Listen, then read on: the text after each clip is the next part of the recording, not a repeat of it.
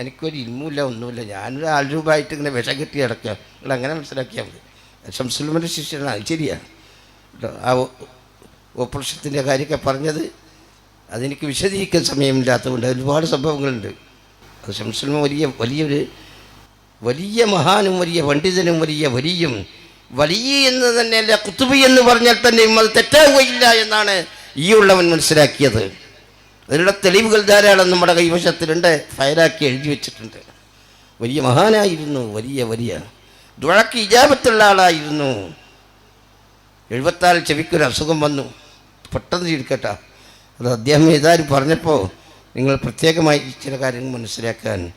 76 ചെറുവാളിൽ ഞാൻ ജോലി ചെയ്യുമ്പോൾ അവിടെ 32 കൊല്ലം ജോലി ചെയ്തു, ദർസും മറ്റുമായി.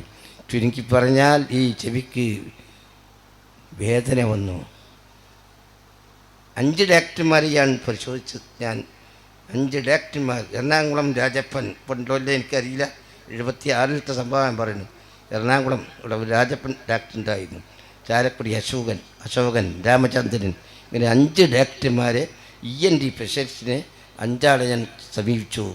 ചെവിക്ക് വേദന, സലാം പറഞ്ഞാൽ കേൾക്കൂല.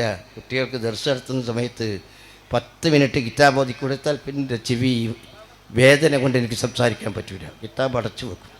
അങ്ങനെ 1.5 കൊല്ലത്തോളം അങ്ങനത്തെ ഒരു കാലഘട്ടം എനിക്കുണ്ടായി. സംസാരിക്കാൻ പറ്റൂല, അങ്ങനത്തെ ഒരു സമയം ഉണ്ടായി. 76 മുതലാണ് കേട്ടോ. 76 ഇപ്പോൾ എത്ര കൊല്ലമായി നിങ്ങൾ കൂട്ടി നോക്ക്, എത്ര കൊല്ലമായി സംഭവം കഴിഞ്ഞിട്ടും നോക്കാൻ. ചുരുക്കി പറഞ്ഞാൽ അങ്ങനെ ഈ വേദന വന്നപ്പോൾ ഡോക്ടർമാർ ഈ അഭിപ്രായം കിട്ടിയപ്പോൾ വന്നിരാ ശംസുൽ ഉലമൻ്റെ അടുക്കൽ ചെന്നു. മഹാനവറുകളോട് കാര്യം പറഞ്ഞപ്പോൾ എന്നോട് പറഞ്ഞു, നീ ഓപ്പറേഷൻ ചെയ്യണ്ട. ഇവിടെ വള്ളിമാട് കുന്നിലുള്ള വീട്ടിൽ ചെന്ന സമയത്ത് വന്നിരായ ഉസ്താദ് പറഞ്ഞു, ഞാൻ വളരെ അടുപ്പത്തിലായിരുന്നു, അതുകൊണ്ടായിരിക്കാം വലിയ സ്നേഹവും ബന്ധവും ഉണ്ടായിരുന്നു. എൻ്റെ വന്നിരായ എൻ്റെ എല്ലാം ആളത്. എനിക്കിങ്ങനെയുള്ള യോഗങ്ങളിലും സ്റ്റേജുകളിലൊക്കെ വരാൻ തന്നെ ഉസ്താദിൻ്റെ ആ വാക്കുകൾ അത് അനുഭവത്തിൽ വന്നതാണെന്ന് ഞാൻ മനസ്സിലാക്കുന്നു. നഫർ അല്ലാഹു മർക്കദ. ആമീൻ. ഉറക്കെ പറയാം ആമീൻ. ഒന്നുകൂടെ. സാധനം എന്താ സംഭവിച്ചതറിയാമോ? നീ എവിടെയും പോണ്ട, നീ മുത്തുപ്പെട്ടയുടെ പേരിൽ ഒഴിവുണ്ടാകുമ്പോൾ യാസീനോ ഫാത്തിഹ ഓതിയാൽ മതി. മുത്തുപ്പെട്ട നിൻ്റെ അടുക്കൽ വരും. കേട്ടോ, നിൻ്റെ അടുക്കൽ വന്നുകൊണ്ട് തന്നെ പരിശോധിക്കും, നിനക്ക് ഇഞ്ചക്ഷൻ ചെയ്തു തരും. ഇഞ്ചക്ഷനാണ് ഉണ്ടായത് കേട്ടോ, ഞാൻ പറഞ്ഞുതരാം. ഇഞ്ചക്ഷൻ ചെയ്തു തരും, മരുന്നും തരും. നീ പേടിക്കണ്ട, ഇത് യാസീനോദ എന്ന് പറഞ്ഞു. ചുരുക്കി പറഞ്ഞാൽ ഇതുപോലെ ഒരു ദിവസം ഞാൻ കുലുക്കല്ലൂരിൽ നിന്ന്, എൻ്റെ വീട് ഏലംകുളം മലപ്പുറം ജില്ലയിൽ, കുലുക്കല്ലൂരിൽ നിന്ന് ഷൊർണൂർ വഴിക്ക് വന്ന് അസർ നിസ്കാരത്തിന് വേണ്ടി ഷൊർണൂർ പള്ളിയിൽ ചെന്ന് നിസ്കാരം കഴിഞ്ഞ് കിടന്നു. ക്ഷീണമുണ്ടായിരുന്നു. അങ്ങനെ ഞാൻ ആ ക്ഷീണത്തിനങ്ങനെ കിടന്ന സമയത്ത് എൻ്റെ അടുക്കൽ കുറേ ഡോക്ടർമാർ വന്നു. ഒരാളൊന്നുമല്ല, കുറേ ആളുകൾ വന്നു. കൂട്ടത്തിൽ വലിയ നല്ലൊരു പൊക്കമുള്ള ഒരാളുണ്ടായിരുന്നു. അങ്ങനെ എല്ലാവരോടും ഈ പൊക്കമുള്ള ഡോക്ടർ പറഞ്ഞു, എല്ലാവരുടെ കയ്യിൽ സ്കോഫും മറ്റൊക്കെ ഉണ്ട്. പൊക്കമുള്ള ആൾ പറഞ്ഞു, ഇദ്ദേഹത്തിനല്ലേ സുഖമില്ല എന്ന് പറഞ്ഞ് നമുക്കൊന്ന് പരിശോധിക്കാം, നിങ്ങളൊക്കെ ഒന്ന് പരിശോധിക്കുന്നറിഞ്ഞു. അപ്പോൾ എല്ലാ ഡോക്ടർമാരും പരിശോധിച്ചു. എല്ലാവരും പരിശോധിച്ചിട്ട് കുഴപ്പമൊന്നുമില്ല, സാരില്ല എന്ന് എല്ലാവരും അഭിപ്രായം. ഇതൊക്കെ സ്വപ്നത്തിലാണ് സംഭവം ഉണ്ടായത്. ഞാൻ അതൊക്കെ ഇങ്ങനെ അറിഞ്ഞുകൊണ്ട് ഇതൊക്കെ എനിക്ക് അപ്പം നല്ല ഓർമ്മയുണ്ട്.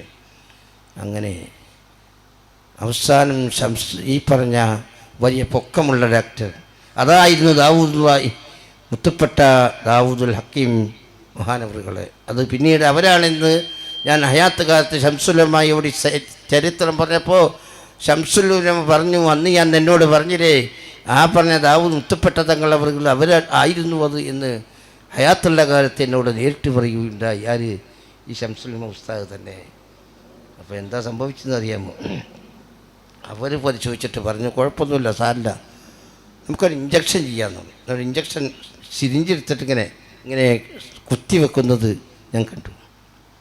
തൊട്ടടുത്തൊരു മിഡ് വൈഫ് ഉണ്ടായിരുന്നു. അപ്പോൾ സ്വപ്നത്തിൽ കണ്ടതാണ്. നല്ല സുന്ദരിയായ സുമുഖിയായ നല്ല ഒരു ഡോക്ടർ സഹോദരി. അവളോട് പറഞ്ഞു, നീ അല്പം മരുന്ന് കൊടുക്കുന്നത്. അപ്പോൾ അവിടെ എന്ത് ചെയ്യുന്നതെന്ന് അറിയോ, ഐസ്ക്രീം പോലത്തെ ഒരു സാധനം എൻ്റെ വായിലേക്ക് ഇങ്ങനെ ഇട്ടു തന്നു.